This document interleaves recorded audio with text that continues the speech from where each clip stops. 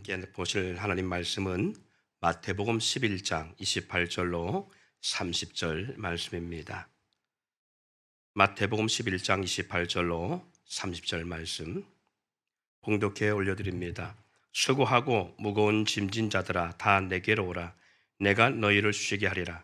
나는 마음이 온유하고 겸손하니 나의 멍에를 메고 내게 배우라. 그리하면 너의 마음이 쉼을 얻으리니 이는 내 멍에는 쉽고 내 짐은 가벼움이라 하시니라. 예, 오늘 본문의 말씀 통해서 나를 통해 역사하는 해, 그 네 번째 시간입니다. 따라해 볼까요? 믿음 생활의 착각. 예, 믿음 생활의 착각이라는 주제를 가지고 오늘 말씀을 전하려고 합니다. 오늘은 저의 개인적인 신앙의 어떠한 고백 같은 선포이기도 할 수 있는 시간이 되기도 할 것 같습니다. 그래서 아마 여러분 가운데는 시험이 들 수도 있을지도 몰라요. 예. 왜 그런가 하면 목사님이 저 정도면 하고 그럴 수도 있으니까요. 예수 믿는 것이 쉽지 않다라는 것이 어떻게 보면 많은 사람들이 갖고 있는 동일한 그러한 마음의 고백이 될 수 있습니다. 예수 믿는다는 것, 이게 뭘까요? 여러분들 각자가 예수 믿는 것, 내가 왜 믿나, 그거에 대해서 분명한 그런 답을 내리고 있는지요? 요즘 제가 예수 믿으면서 참 힘듭니다.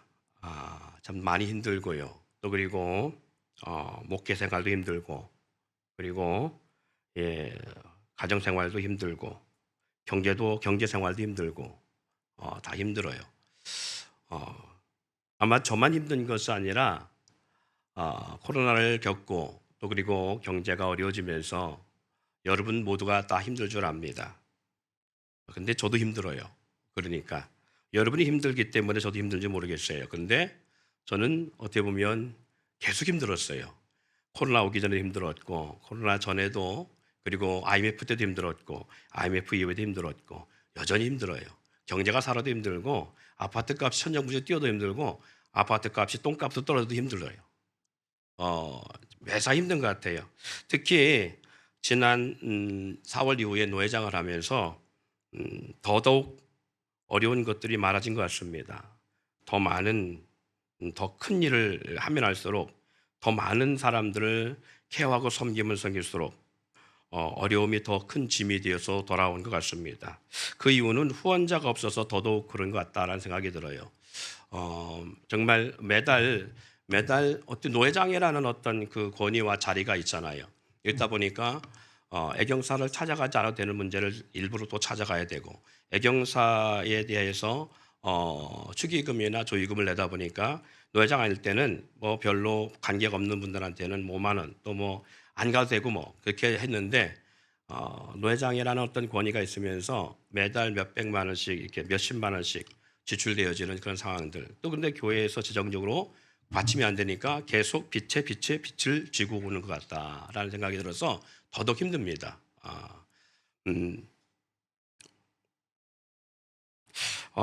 예수 믿는다는 것은 뭘까? 예전에 예수 믿으면 모든 일이 잘 될 것이라고 하고 그렇게 여기고 살았어요. 많이 어려웠던 그런 삶이, 어떤 불행했던 어릴 적 삶에 교회 다니면 어떤 그런 어려움들이 해결될 것 같은 그런 희망, 그러한 어떤 그런 희망이 잘 될 것이라는 매혹적인 메시지가 저를 교회를 떠나지 못하겠다라는 생각이 들어요. 예수 믿으면 모든 것이 잘 될 거라는 그런 생각들이 심어졌던 것 같아요. 어려웠던 일들이 잘 되고 어려움이 없어지고 궁핍했던 삶이 풍성해지고 고단한 인생이 예수 잘 믿으면 평탄한 삶으로 바뀔 것이라고 했고, 그렇게 열심히 신앙생활을 했던 것 같습니다. 예수 믿으면 예수 이름을 외치게 되어지고 예수 이름에 권세가 있다는 걸 알기 때문에 마귀를 결박하고 모든 가난이 떠나가고 누림과 풍요, 잘됨과 건강, 그리고 형통과 권세를 누리게 해달라고 기도하면 그렇게 될 줄 알았어요. 십수년을 그렇게 외쳐왔어요. 저는 그렇게 될 줄 알았습니다. 십수년간 신앙생활하고 또한 목회자로 목회를 하면서 더 많이 헌신하고 더 많이 심고 드리고 그렇게 살게 된 이유는 심음과 거둠의 법칙을 스스로 믿고 잘 살고 그런 잘 살고 싶은 마음, 그것 때문에 어떻게 보면 더 많이 심고 더 많이 드리는 삶을 살았을는지도 모릅니다. 헌금을 해도 더 많이 하려고 했었고요. 못 먹어도, 제가 못 입어도, 그리고 제가 못 누려도 더 많이 드리고 더 많이 심고 더 많이 섬겼던 이유가 잘 되려고.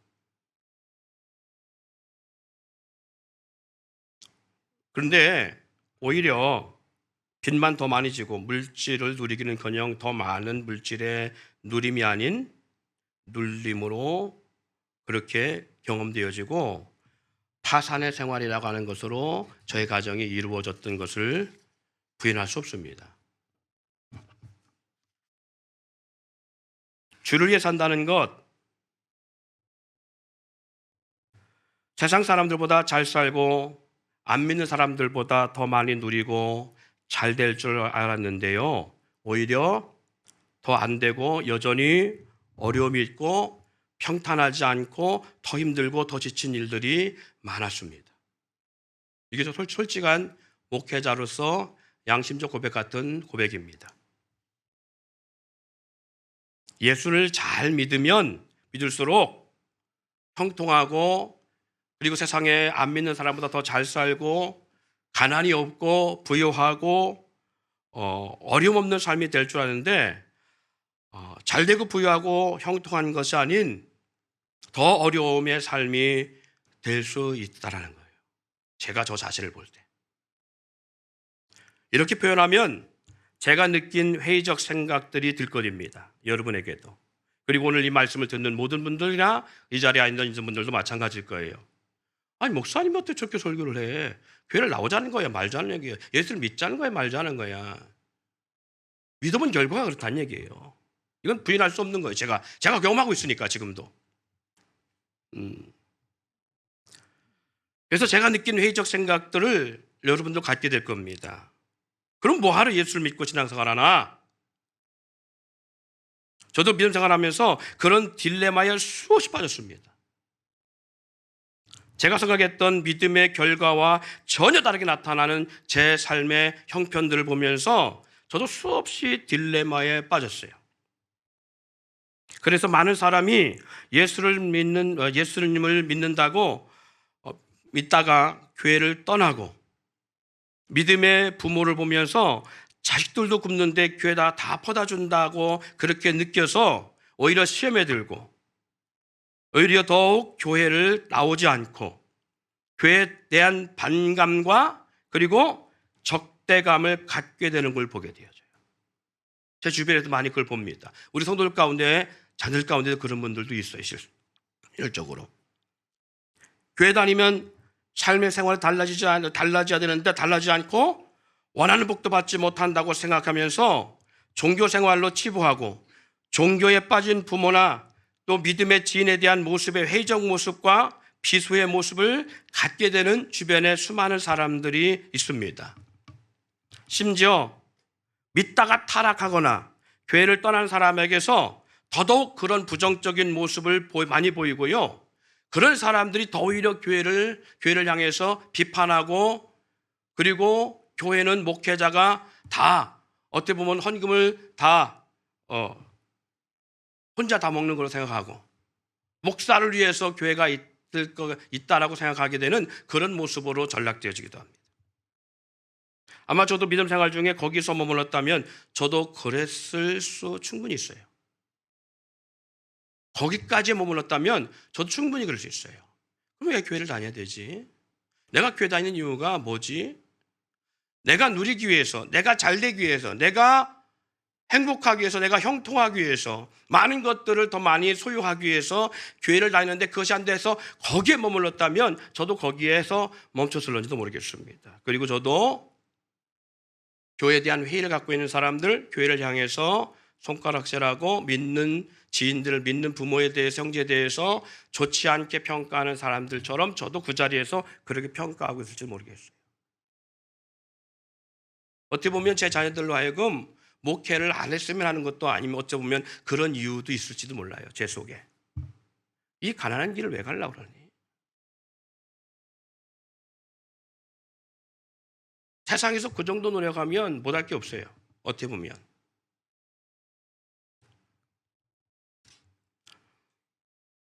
믿음 생활이란 과연 어떤 것일까?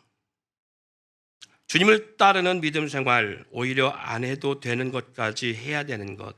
이것이 믿음 생활의 본질입니다. 여러분. 가난한 사람이요, 믿음 생활하면 가난에서 해방되는 것이 아니고 가난해도 드려야 하는 것이 믿음 생활이더라고요. 상처받은 사람이 예수 믿으면 상처가 치유되고 회복되어 자유하는 것이 아닌 다른 사람의 상처까지 궁일한 마음을 가지고 돌보는 것, 보듬어주는 것, 이것이 믿음 생활이더라고요. 삶의 여유가 없는 사람이 예수 믿으면 삶에서 자유하고 여유 있는 삶을 누리는 것이 아니고 오히려 더욱 여유 없는 삶을 여전히 살면서 고달픈 인생을 돌아보면서 위로하는 삶, 이것이 믿음 생활이라는 것을 얼마 전까지 깨달았어요. 즉, 속 좁은 인생이, 그리고 거친 인생이, 급한 성품의 인생이, 상처투성인 인생이 예수님을 따르면서 어떤 역사느냐, 그 아픈 것들이, 상처가 금방 회복되어 친 것이 치유되는 게 아니고 오히려 참아야 하고, 속 좁은 인생이 참아야 하고, 거친 인생이 견뎌야 되고요, 마음을 다스려야 하고요, 용납해야 하고 용서해야 하고요, 오래 참고 인내해야 하는 것, 이것이 믿음 생활하는 것을 비련하게 최근에서야 제대로 알았어요. 이게 믿음 생활이더라고요. 예를 들어서 아내랑 대판 싸울 때 속이 뒤집어져도, 예전에는 믿음 생활이란 이거 믿음 생활 안 할 때는요, 싸우면 대판 막 뒤집어지게 싸우면 너 죽고 나 죽고 할 수 있어요. 이혼할 수도 있어요. 깨끗하게 그냥 확 프리하게. 그런데 이혼도 못 하고요. 그리고요, 참아야 하고요, 용서해야 되고요, 못마땅해도 받아들여야 하는 거예요. 형제간이나 지인들 간에도요, 하고 싶은 말 참아야 하고, 화가 나서 마음이 원하는 대로 분노하고 싸워도 속 시원한 판에 그렇게 하면 안 돼요. 절제와 오래 참아야 되고 자비를 베풀어야 하는 거예요. 이갈린 만큼 복수하고픈 원수가 바로 눈앞에 있을 때에 반드시 갚아야 하는데, 용납할 수 없는 분노, 그래서 반드시 저 원수, 나의 깊은 상처, 내 가족에게, 나에게, 내 인생에 정말 커다란 오점을 남긴 그 원수를 갚아야 되는데, 그런데 분노를 참고 아픈 마음을 절제하며 분을 가라앉히고 용서해야 되고 용납해야 되는 게 믿음 생활이에요. 때론 배앓이가 꼴리고 속이 뒤집어져도요, 용납하고 참고 견뎌야 하는 것, 자신의 성품과 기질이 있는 그대로 드러내기보다는 주님의 성품을 나타내어 주의 향기를 드러내야 하는 것이 예수 믿는 믿음 생활의 본질이더라고요. 그냥 살아도 힘들잖아요. 그렇죠? 우리가 살아가면서 그냥 하고 싶은 일, 하고 싶은 마음, 하고 싶은 성격 드러내고 살아도 힘들어요. 수고하고 수고의 삶에 자신을 위해서 보상하듯이 먹고 즐기고 누려도 부족한데, 오히려 그렇게 애써본 것을 드려야 하고 섬겨야 하고 베풀어야 하는 삶, 이것이 예수님을 믿고 따르는 삶이라는 거예요. 예수님의 부르심과 동행하는 삶이 뭐냐? 예수님의 부르심과 동행하는 삶이 바로 지금 말씀드린 것처럼 그런 거예요. 본문 가운데 그러잖아요. 수고하고 무거운 짐을 짐진 자들아 다 내게로 오라. 내가 너희를 쉬게 하리라 했어요. 수고하고 무거운 짐을 지고 가는데 나를 쉬도록 부르신 주님의 역사. 그래서 나를 쉬도록 부르신 줄 알았는데 주님 앞에 이르렀더니 모든 짐을 내려놓고 쉬게 하는 것이 아닌 더 무거운 짐을 짊어지게 하는 것이라는 거예요. 지금 본문 내용이 그래요. 한번 보세요. 이 말씀을 진작 알았다면 예수 포기했을지도 몰라요, 제가. 수고하고 무거운 짐자들아 다 내게로 오라 내가 너희를 쉬게 하리라 하고 아주 달콤하게 부르셨어요. 그 가난이 너무 그 가난의 수고가 너무 힘들어서 그 환경에 너무 힘들어서 그래서 주님이 부르심 앞에 나오면 그 가난, 그 환경, 그 힘든 짐들 그걸 내려놓을 줄 알았어요. 그랬더니 뭐라 하냐? 나의 멍에를 메고 내게 배우라. 그럼 네가 힘을 얻는다는 거예요. 그래서 제가 말씀 전에 영상 가운데 노사연의 바람을 띄워준 거예요. 우리 인생이 어떤가 좀 돌아보자고. 손이 아프고 등에 짊어진 삶의 무게가 온 몸을 아프게 하고 매일 해결해야 할 일 때문에 내 시간이 없이 살아가고 평생 바쁘게 그렇게 걸어왔어요. 다리도 아프고 내가 힘들어 외롭기까지 합니다. 살아가는 여러분, 우리 주님이 그런 우리를 부르셨어요. 그런데 수고하고 무거운 짐진 자야 다 내게로 와. 내가 너희를 쉬게 할게. 그래서 저도 여러분도 그래서 좀 낫고 좀 편하고 좀 더 누리고 싶어서 주님에 왔다는 겁니다. 근데 모든 짐을 내려놓고 쉬게 하는 것이 아닌 더 무거운 짐을 짊어지게 하시고 있는 거예요. 죄가 빠지게 온종일 수고하고 지친 인생, 등짐을 잔뜩 지고 땀을 뻘뻘 흘리며 간신히 걸어가는 우리 인생의 삶, 그런 인생을 부르신 주님이 나의 등에 있는 짐을 내려놓게 하고 시원한 냉수를 주시며 일생의 짐과 수고의 일을 내려놓게 하시며 모든 문제를 해결해 주시고 부족한 것을 채우시고 삶을 누리게 한 것이 아닌 예수님이 지셨던 십자가라가는 멍에를 대신 지고 주님을 따르라고 합니다. 이게 쉬는 거래요.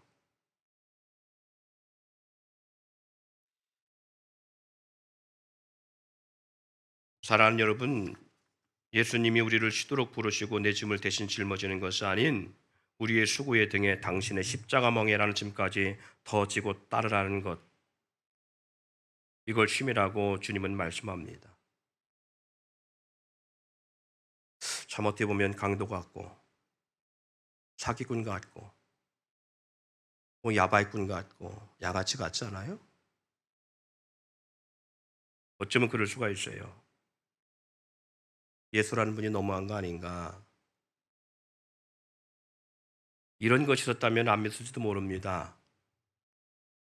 알량한 밑밥을 깔아놓고 잘 따라오나 보자 하고 있다가 따라가니까, 그리고 주님 찾아가니까 쉼을 얻게 하는 것이 아니라 멍에를 매라는 거예요.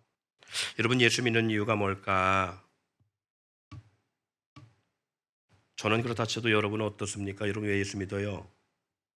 목사님 믿자게 세게 믿지요. 목사님 여태까지 목사님 설교 그렇게 했잖아요. 잘 될 거라고. 그렇게 해서 예수 믿어요? 그런데 그거 아십니까? 내가 먼저 선택해서 예수 믿은 게 아니라는 걸. 내가 먼저 선택한 신앙이 아니더라고요. 주님이 선택하고 부르셨다는 거예요. 내가 선택한 믿음이 아닌 주님이 부르심을 따른 것뿐이더라고요. 모든 종교는 자신이 선택하고 자신을 위해서 스스로 믿지만 예수는 내가 선택한 것이 아니라 주님이 선택했더라고요. 그리고 주님이 이끄심이더라고요. 오늘 본 말씀 시작을 잘 보세요. 수고하고 무거운 짐자들아 다 내게로 오라. 누가 불렀어요? 주님이 부르셨다는 거예요. 내가 주님을 찾은 것이 아니라 수고하고 무거운 짐을 지고 살아가는 나의 삶을 주님이 부르셨어요. 주님이 수고한 우리를 부르시고 주님 앞에 나가게 했다라는 거예요. 이사야 41장 43장 1절에 보니까 야곱아 너를 창조하신 여호와께서 지금 말씀하시느니라 이스라엘아 너를 지으신 이가 말씀하시느니라. 너는 두려워하지 말라. 내가 너를 구속하였고 내가 너를 지명하여 불렀나니 너는 내 것이라.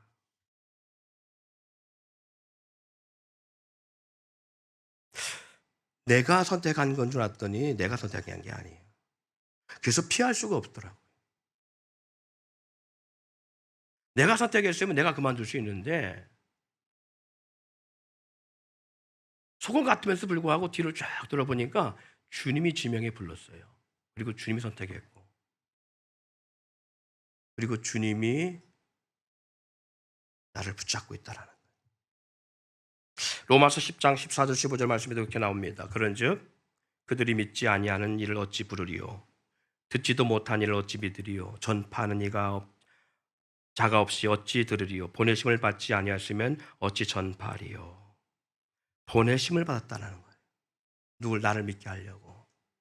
예수를 믿는다는 것은 우리의 선택으로 믿는 것이 아닌 예수님을 믿는다는 것은 주님이 우리를 택정하고 우리를 부르심 가운데 주님을 따르며 주님을 알아가는 것이더라고요.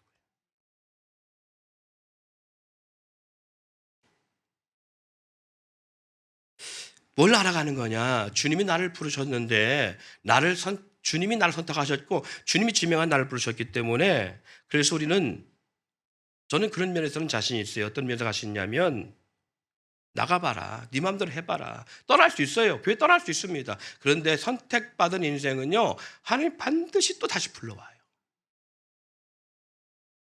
피할 수가 없어요. 제가 경험한 주님은 그랬어요. 피할 수가 없어요. 안 믿는 사람들은 붙여온 손바닥에 말하는데 믿는 저 같은 경우에는 그걸 확실히 압니다. 주님을 피할 수가 없어요. 내가 따르는 주님이 어떤 주님이신지 알아가는 것.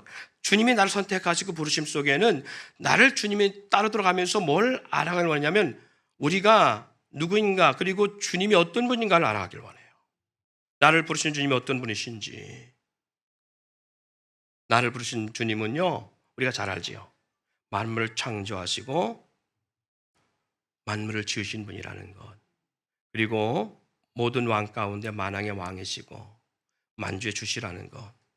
나를 지으신 분이고 창조하신 분이고 나를 구별하시고 나를 선택하는 분이시라는 것.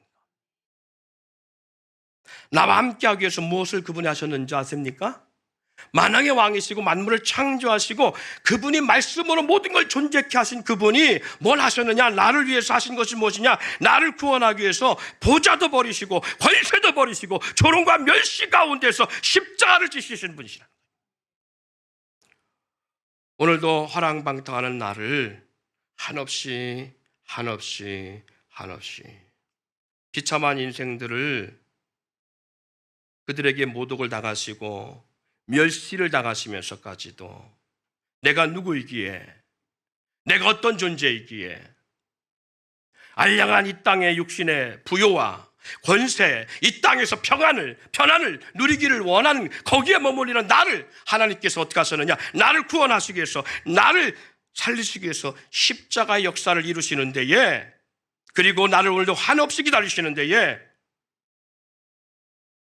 창조주 그분이 피조물인 나를 멸시천대 받으시면서 죽기까지 모든 것을 내어주시고요.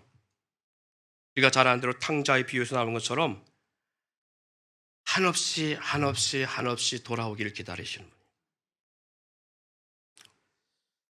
이사야서 53장 4절 6절 말씀에 이렇게 말씀합니다. 그는 실로 우리의 질고를 지고 우리의 슬픔을 당하였거늘 우리는 생각하기는 그를 징벌을 받아서 하나님께 맞으며 고난을 당한다 하였노라.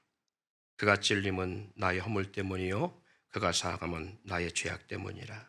그가 징계를 받음으로 우리는 평안을 누리고 그가 지적에 맞음으로 나는 나음을 받았도다. 나는 다 양 같아서 그로 행하여 각기 제 길로 갔거늘 여호와께서 나의 모든 죄악을 그에게 담당시키셨도다. 내가 얼마나 영악하고 악하고 더러운 인생인데 그런 나를 사랑해서 자기 자신을 나를 위해 내어주시고 내가 받아야 할 저주와 심판까지 대신 받아주시는 그 역사를 만들으셨다는 거예요. 나를 위해 오래 참으시고 견디시고 기다리시며 믿으시면서 나를 아끼신다는 거예요.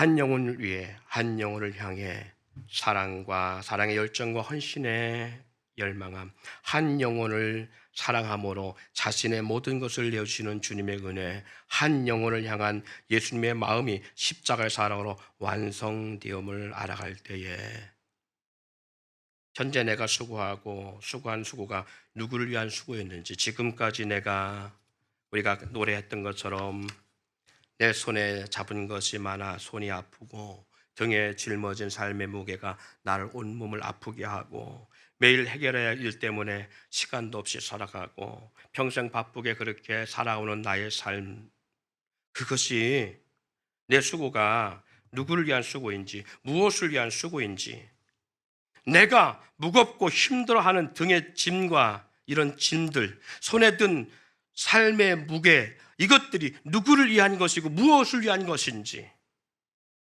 그것을 그리고 이렇게 돌아보고 나니까 내가 힘들게 살아온 나날들의 짐이 내 영혼을 살리고 누군가 영혼을 살리는 짐이 아니더라는 거죠. 우리가 그렇게 쇠빠지게 살아오면서 뭔가 열심히 세상을 사는데 그것이 누군가 영혼을 살리고 세우는 수고가 아니었어요.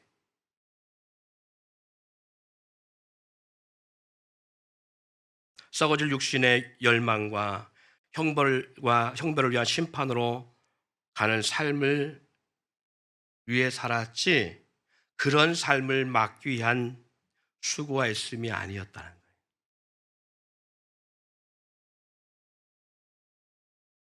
내가 나도 책임지지 못하는 내 영혼의 삶은 주님은 아무 상관이 없는 나를, 오히려 당신과 원수되었던 나를, 그런 나를 위해서 고통의 십자가를 대신 지시면서 그 사랑을 변치 아니하시고 상한 갈대를 꺾지 아니하며 꺼져가는 심지를 끄지 아니하시는 역사 속에 심판을 이길 때까지 하시려고 오늘도 참으시면서 나와 함께 하시는 겁니다.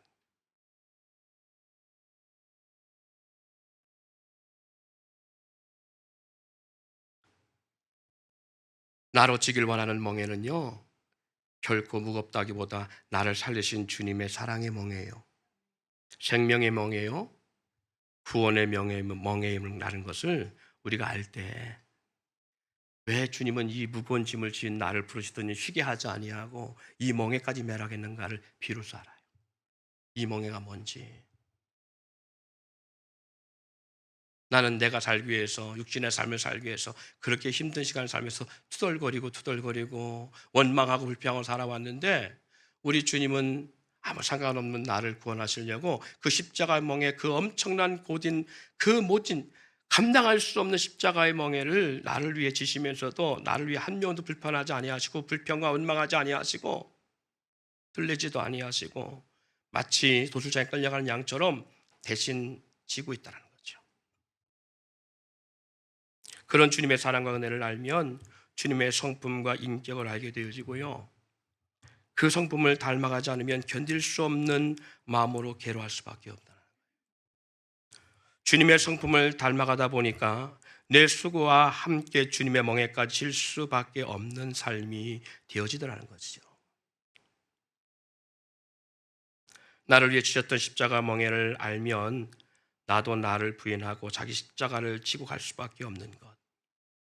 그럼 마지막으로, 주님을 따를 때 왜 주님은 굳이 당신의 멍에만 알려주면 되지 당신의 멍에를 지라고 하시느냐, 왜 지라고 하실까? 우리에게 권능과 풍요, 형통과 누림을 주시면 훨씬 쉽지 않겠어요? 물론 그거 주신다고 했잖아요. 하늘과 땅의 모든 권세가 주님이 세상 끝날까지 나와 함께 하시면서 모든 권세를 주신다고 했어요. 굳이 그런데 멍에를까지 우리가 주시고 매라가는 이유가 뭐냐?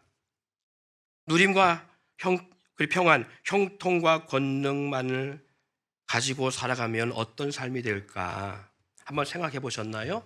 우리가 주님으로 말미암아 우리의 모든 짐들이 다 내려지고 그리고 권세만 우리 가운데 주셔서 누리고 살아간다면 우리가 어떻게 살아갈 수 있는지 아세요? 주님의 권능과 힘을 알 수 있고 그로 인해서 누릴 수 있지만 주님의 뭘 모를 수 있느냐? 우리가 그 주님의 권능은 알 수 있어요. 그런데 뭘 모르냐? 주님의 성품과 은혜를 온전히 알 수는 없어요. 예수님의 성품을 닮아갈 수가 없다는 얘기예요. 권능만 주어지면. 근데 이 십자가 멍에를 지신 이유가 바로 여기 있습니다. 어떤 상황과 형편에서 주님을 믿고 따를 때에 권능과 부요, 형통과 그리고 건강과 모든 일을 잘됨만으로 살아간다면 우리는 어떤 인생의 삶을 살아갈 수 있을까? 예를 들면 대한항공 회항 사건 같이, 알지요? 땅콩 때문에 대한항공을 회항시켰잖아요. 하나님의 자녀로서 인격적 주님의 성품을 가지고 살아가는 것이 아니라 상처와 성품의 모남이나 각진 그것을 가지고 많은 사람에게 오히려 상처와 고통을 줄 수 있다는 겁니다. 주님을 그래서 욕되게 하는 자녀가 될 수 있어요. 내게 권능이 주어지면. 만약에 생각해 보세요. 목회를 할 때 제가 개척할 때 처음에 그랬어요. 개척 1년에 6개월 만에 40명이 됐으니까 1년만 잘하면 100명 될 수 있겠다. 그래서 100명이 안 돼도 50명 돼도 한 사람이 한 사람씩만 전도해도 1년 후에면 그러면 100명 되지 않을까? 아니, 한 사람이 1년에 2명만 전도하면 금방 50명이 2명 전도하면 1년 몇 명이에요? 150명이죠? 그럼 2년째 2명씩만 전도하면 150명이. 간단하네. 금방 300명, 400명 되겠네. 그래서 그때 막 전국에 막 내노라 하는 세미나를 우리 성도들 다 끌고 다녔어요. 빚내서 막 끌고 다녔어요. 그래서 개척 5개년 계획 세워놓고 10,000명 되는 건 시간 문제다. 그래서 천동초등학교에 아예 체육관을, 실내 체육관을 줘주고 우리는 거기서 예배하면 되겠다. 막 제가 슬로건을 그렇게 내세웠다니까요. 아이고, 왜 부흥을 못 시켜? 그렇게 호들갑 떨었다니까요. 만약 그렇게 됐다고 생각합시다. 저는 어떤 목회하고 있을까요? 아마 그렇게 못하는 목사님들 발아래 보지 않을까요? 여러분들 신앙생활하는 걸 보고서 그따구로 하면 때려쳐 집에 돌아가. 그리고 교회 문 막았을지도 몰라요. 한 영혼이 사람보다 귀하다는 생각보다는 기업으로 생각했을 겁니다. 마치 내가 누군데? 내가 대한항공도 희약 못 시켜? 이러한 권력자는 될 수 있을지 모르겠지만 그러나 주님의 성품은 들어지 못했을 거예요. 저 또한 그런 목회에 살았다면 어떤 모습이 되었을는지 참 암담하다는 생각이 들어요. 성경 속 대표적인 인물이 바로 그런 인물이 있습니다. 모자라고 심성이 약했던 사람, 두려움이 많았던 사람, 누구보다 효자했던 사람, 누구보다도 자기 주어진 일에 충실했던 사람, 그게 누구냐면 바로 사울입니다. 사울을 하나님께서 사무엘 통해서 왕으로 세워놨더니, 그래서 이스라엘을 지도하는 왕으로 세웠더니 기곤만장했습니다. 그래서 하나님의 뜻을 이루기보다는 자기의 권세와 영광을 이루기 위해서 자기의 기념비를 세우는 삶을 살고 수많은 사람을 죽이고요, 다윗 한 사람을 위해서 자기의 모든 군사력을 동원해 쓰기도 했습니다. 자기의 이름이 드러나기를 원했습니다. 그러나 결국 그 인생이 많은 삶이 되었습니다. 그러나 하나님의 선택과 기름부음을 받은 다윗을 보십시오. 받은 왕으로서 기름 부음을 받은 그 순간 이후부터 다윗은 고난이 시작됐습니다. 사울에게 도망다니는 삶을 살았습니다. 10여 년 이상 전국을 떠다니며 도망다니는 삶을 살았습니다. 비참한 삶을 살았습니다. 처참한 인생의 삶을 살았습니다. 그런데 놀라운 것은요, 이 다윗과 사울의 다른 점이 있습니다. 기름부 왕으로 세워버린 건 똑같으나 사울은 이런 고난이 없었다면 다윗은 기름부 왕으로 세운 그 순간부터 왕이 될 때까지 10수년간 고난의 연속이었습니다. 매일같이 죽음이 초일기였습니다. 처참하리만큼 비참한 인생을 살았습니다. 그러나 놀라운 반전이 있습니다. 권세와 능력만 주었던 사울은 교만하여 하나님이 패하셨고, 왕으로 세우는 권세를 줬음에도 불구하고 여전히 고난과 역경의 삶을 살았던 다윗은 하나님의 성품을 닮아 하나님의 나라를 완성하고 그와 함께한 자기의 식솔들을 자기의 몸처럼 귀하게 여기며 어린 양 한 마리를 위해서 자신의 목숨을 내놨던 것처럼 이스라엘 백성을 위해서라면 자신의 목숨을 아까워하지 않았던 왕의 삶을 사는 하나님의 성품을 닮아갔다는 겁니다. 우리에게 왜 주님의 멍에까지 메고 따라가길 바라시는가? 첫째는 영혼을 위한 주님의 사랑입니다. 나로 하여금 주님의 사랑이 얼마나 크고 놀라운지를 알게 하기 위함이. 둘째는 주님의 성품을 닮아 전인격적 삶으로 거듭나 주님의 나라와 그리고 주님의 영광을 위하여 살아가기 위해서 주님의 나라를 욕먹이는 인생으로 살아가지 않게 하기 위한 하나님의 배려이십니다. 그로 인해서 복음이 막히지 않게 하기 위한 하나님의 귀한 역사입니다. 믿음은 결국 영혼 구원이라 했습니다. 그리고 세 번째는 주님 나라에 주어진 상급을 위해서 우리로 하여금 당신의 멍에를 메고 따르라고 말씀하고 있습니다. 결국은 주님의 나라에 들어가는 사람으로 살아가고 그 나라의 상급을 누리게 하기 위해서 주님 우리 가운데 그 역사를 이루고 계시는 거예요. 마태복음 16장 24절에 이에 예수께서 제자들에게 이르시되 누구든지 나를 따라오려거든 자기를 부인하고 자기 십자가를 지고 나를 따를 것이니라. 아멘. 사랑하는 여러분, 좀 전에 우리가 행복이라는 찬양을 우리가 예배 전에 했지요. 주님의 찬양으로. 행복이 이 말씀과 딱 맞는 찬양이 아닌가 싶습니다.